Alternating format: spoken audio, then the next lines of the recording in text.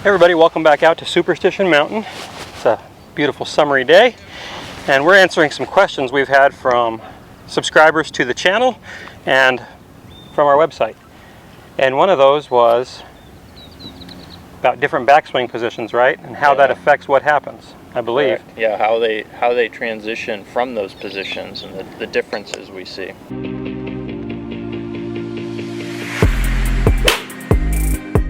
Okay, so what are the positions we see? Well, let's just make them kind of broad. Yeah. So first one would be kind of cross the line. Second one would be kind of neutral on plane. And the third one would be kind of laid off. Yep. So what happens from each of those things? So if a player gets the golf club back and the club is across the line like this, where is the center of mass located? Center of mass for this golf club head. Well, it's out. It's on that side of my hands, yeah. right? Yeah. So as I change directions and my body, the pivot motion, starts to put a torque on this club, what does that tend to do to the club? See how that works? Yeah, because the center of mass moving back behind you. The center of mass wants to move, pitch back, right? Because there's no way, if it stayed out in front of you, you'd ever hit the ball. It's not going to do that. Or not, you definitely wouldn't hit it well. When I change directions, this thing's going to produce like a whirly bird. Yeah. Boom. It's going to do that. So that's more that tip the bat sensation. And so that would be like my baseball player who's got the barrel up. When they change directions, the barrel kicks back like this and goes into the ball. So Matt Wolff is a good example. He would be like the most extreme one in current golf, right? Yeah. Really this way. Now, one thing that always applies to the guys who are up and across like that, they have big turns because they need time. Mm-hmm. If that bat's got to, or that club head's got to go from here all the way around like this, if I did it with the short backswing like this, I would never have enough time, right? Right. So that's the one thing you have to watch out for. If you like the feel of being up and across like this, you better make a nice big turn to give yourself plenty of time to unwind it. Yep. Okay. Cool. Well, let's talk about the second one, the more on plane. I guess good examples would be sort of Tiger, Adam Scott. Yeah, so it's like your picture perfect golf swing. Tiger from like most of his career, but really from like 99 to 2002 was like, pretty mint. Adam Scott. There's quite a few guys who get that club kind of where it looks like it's planed out perfectly and it doesn't really shift planes all that much. Yep. And what's happening with those guys, they get it up here, the center of mass is behind their hands already, but the direction that my pivot's going to put torque on the golf club doesn't make it do much, so it just kind of comes back down. Yep. Okay? So they're still using their pivot, or even if they're driving with their arms, the direction that the arms are traveling make the club stay in the same arc. Yep. They're not going to see a lot of shallowing. They don't need it. Right.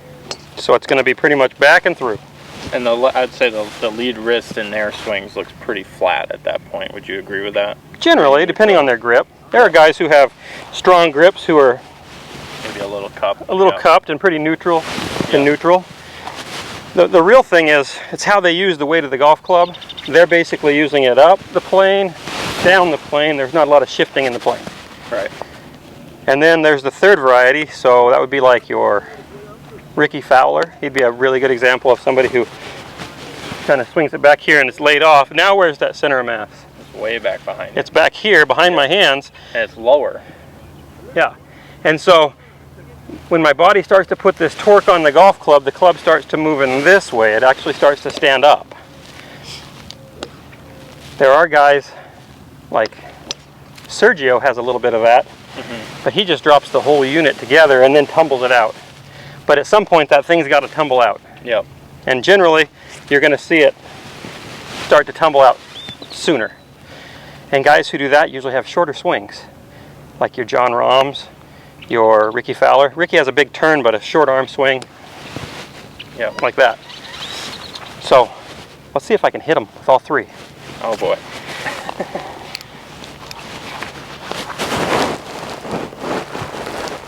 So I'm going to try to give an example of each. the Wolff one will be probably pretty easy for you because you played a lot of baseball. The laid off one, I'm guessing you'll have the most trouble with. We'll see if I can do it. Okay, so here we go. First one, the big across the line. Oof. First swing of the day, that hurt. Okay. Now, my best tiger. I'm not very good at getting it right on plane. So that would be... I like that one. Yeah? Well, that was a stinger. Yeah, on purpose. I bladed it. I don't want to mess up this pretty grass.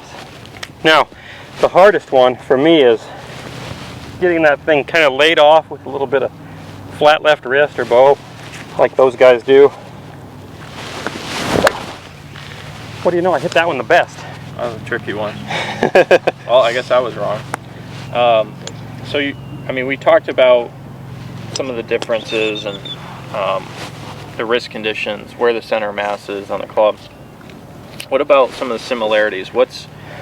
Is the transition still sort of ignited with what's going on in the lower body and the core? Yeah, so the similarities are how the actual body moves. Yeah. So you see all the guys, no matter where the club is, you're going to see the motion start from the middle, so the core. You're going to see the pelvis start to open up, which is going to start to pull everything around. Yeah. For most players. There are guys who sequence it slightly different, but most of your best players are going to sequence it in that way. Yeah. So for me, the real key is not where the club is, it's how you transition. So if you transition correctly, the club's going to plane itself out where it needs to be.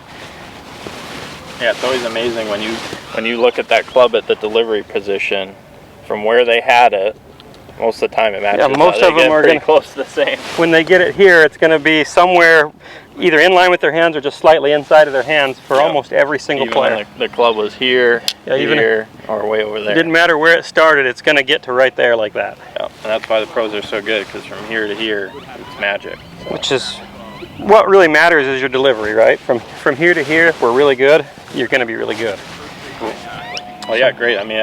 From those different positions, they're still similar transitions and what their body's doing, and they match it up great for what they're working with. Yep. So if you guys like this video, make sure to subscribe and check out our website, milolinesgolf.com, and make sure you guys leave a comment with future video requests. We're listening, and we're trying to put some up for you guys. So thanks again.